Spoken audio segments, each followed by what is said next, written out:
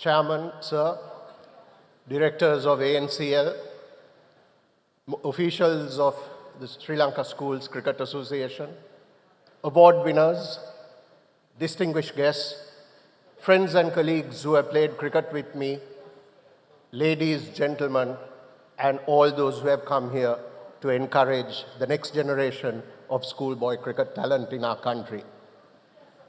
At the outset, I wish to thank the organizers ANCL and the sponsors Mobitel for inviting me to be your chief guest today.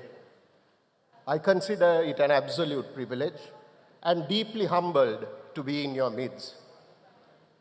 As I stand before you tonight, an obvious sense of nostalgia overcomes me. It was some 40 years ago that I was on your side. I was much younger, I didn't have gray hair, I didn't wear spectacles, and more importantly, I was single. 40 years later, I'm on this side, speaking to you as someone who's played the game, someone who's walked the life as a cricketer, an official locally and internationally, but more importantly, as a father of people, father of cricket, really, because I have children, but they're girls, so if they were born about 10 years after they were actually born, maybe they could have come out on stage someday and received some awards. So Mobitel, as well as the Observer, the ANCL, great work once again for being innovators, trying to make this award ceremony bigger, better, and more relevant than ever before. So well done. So what can I say at a function like this?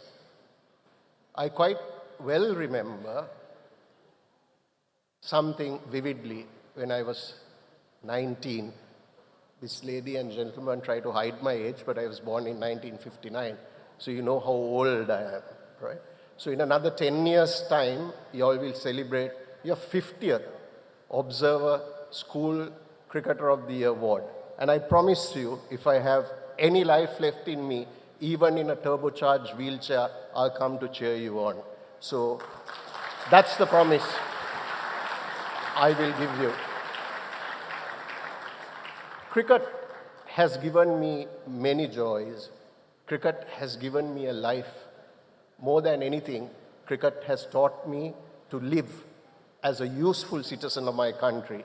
I always believe that the achievements we have accomplished on the field of play only last for a period of time. But what you do and how you conduct yourself as a person, as a human being, and more importantly, as a citizen of our country, far transcends time, and that's the most important quality all of you should have. And that's something that I will always tell anyone I meet anywhere.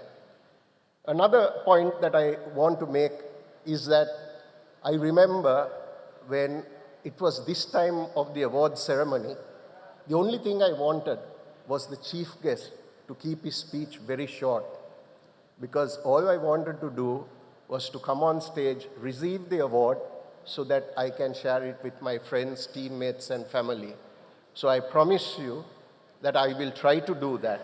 But today is an important occasion, not for me to just let go, but pass on some key messages to three important stakeholders who are here. The first, the players, the cricketers. Secondly, the parents. And finally, the custodians of our cricket, schoolboy cricket, Sri Lanka Schools Cricket Association. Whatever I tell you is meant in the spirit it is intended to be made, with no other motive than to ensure that Sri Lanka cricket is held in the highest esteem possible. Today is your night, the night that you're rewarded for a year of hard work.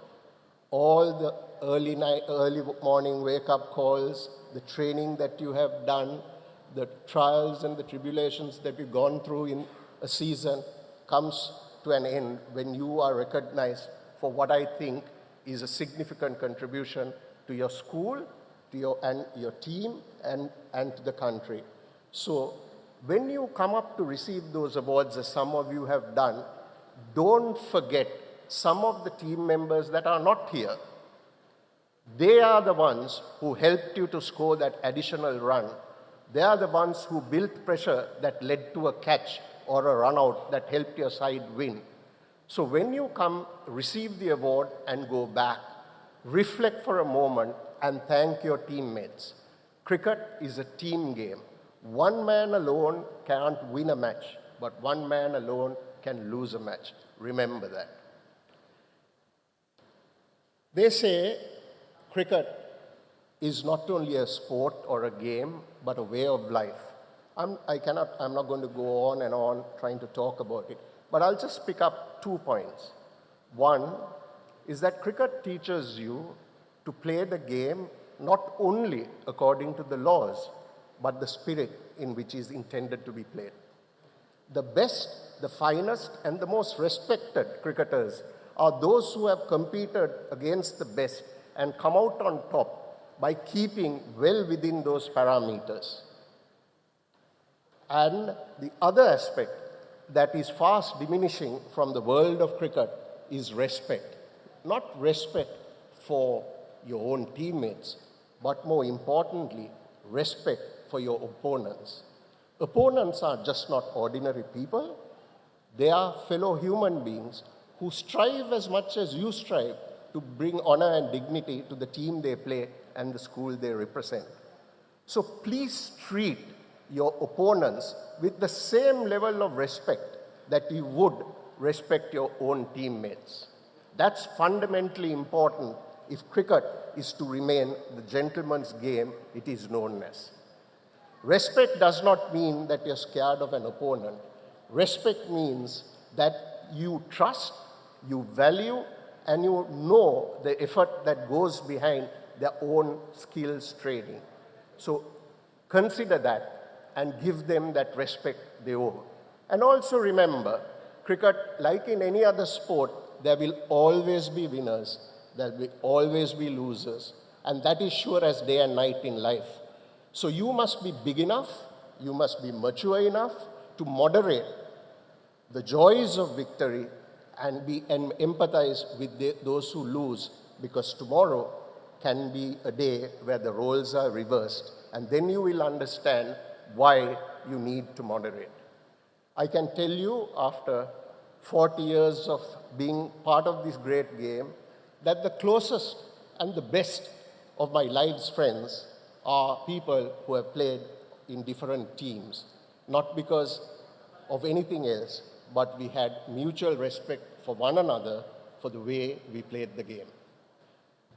The other point, as an aging father, that I would like to pass on to the younger generation is there are 2 aspects of your being that you need to look after. One is your mind, and the other is your body. We live in an unfriendly world, and if you go out of your way to contaminate your mind and abuse your body, I'm afraid your life for the next phase would be much shorter than what you expect.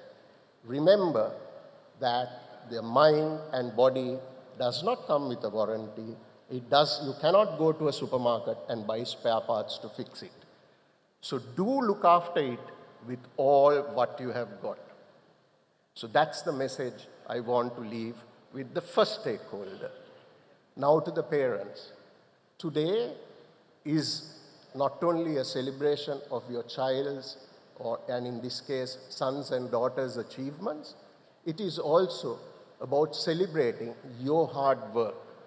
And I'd like to take this opportunity to ask each and every one of you to put your hands together to thank your parents, your coaches, and your masters in charge. So can I take a moment?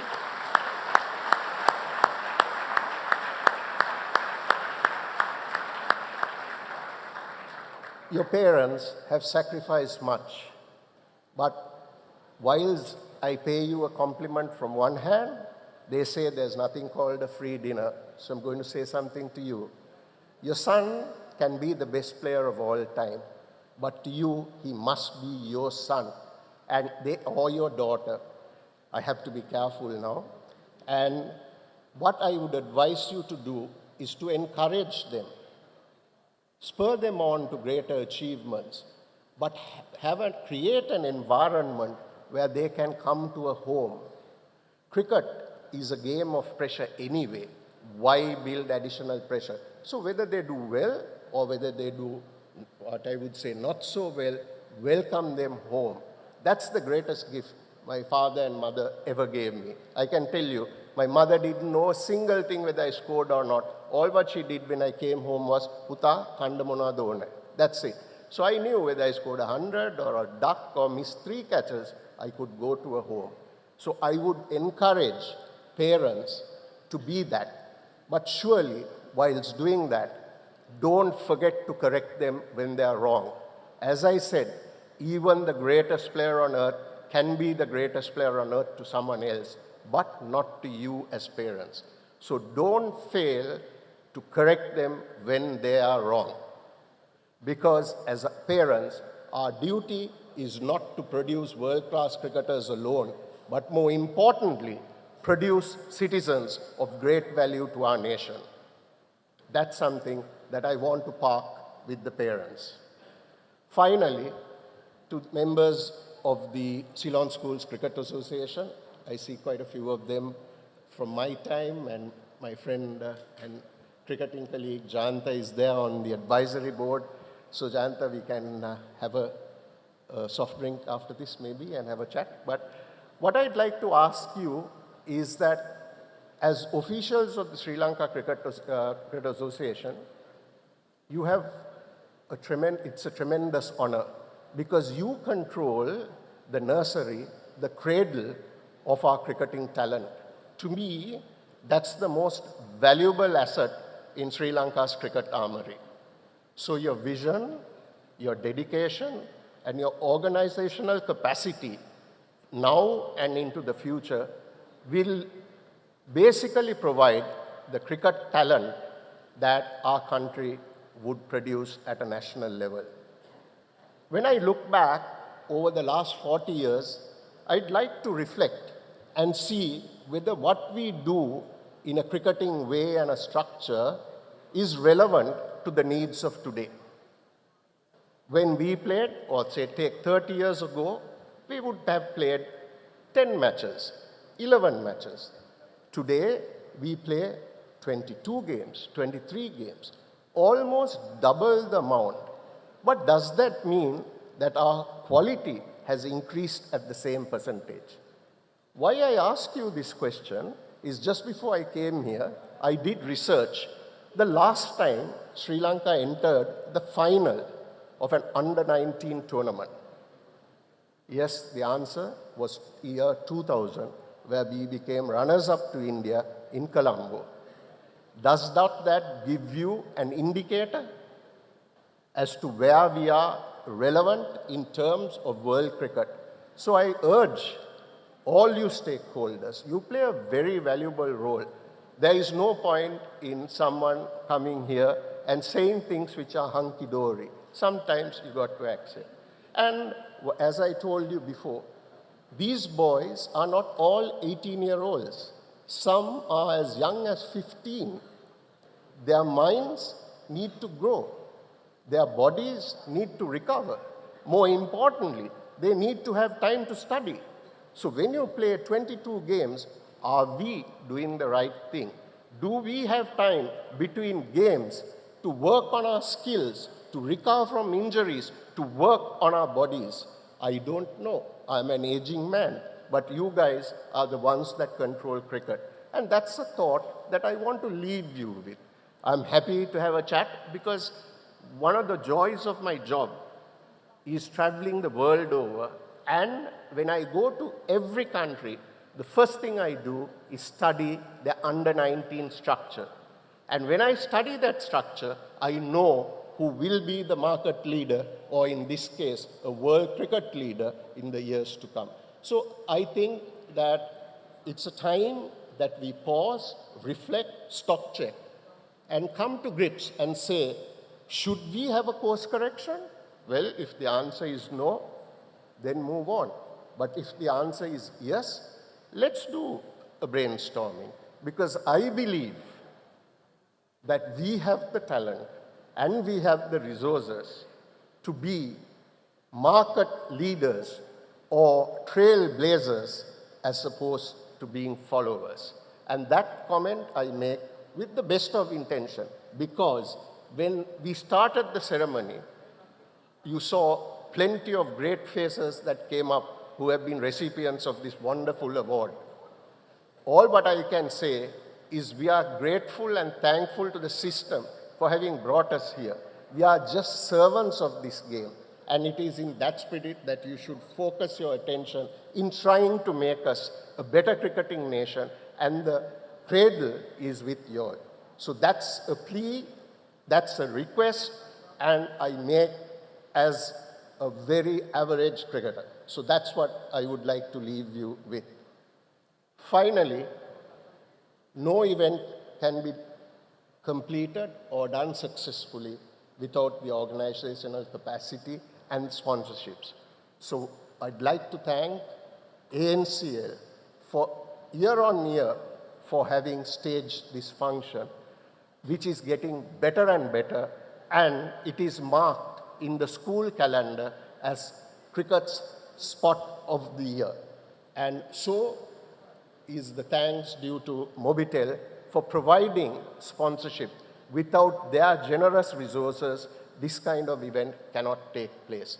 So on behalf of the cricketing fraternity, may I thank the organizers and the sponsors for the wonderful work they have done over the years. Well done. Finally, I think you haven't fallen asleep. So I think I have done well. I've also looked at my wife. She's up. So I think I've done fairly well for the moment. And all I want you to do is, when you go back, keep your heads high and say, today I'm a winner, but I want to stay a winner right through, and that can only come with dedication, commitment, and hard work. So well done to each and every one of you, well done to the parents, well done to the sponsors and the organizers, and all I can do at this stage is to wish you every success. Go home safely after you receive the awards, and may your gods be with you in your journey ahead. Thank you.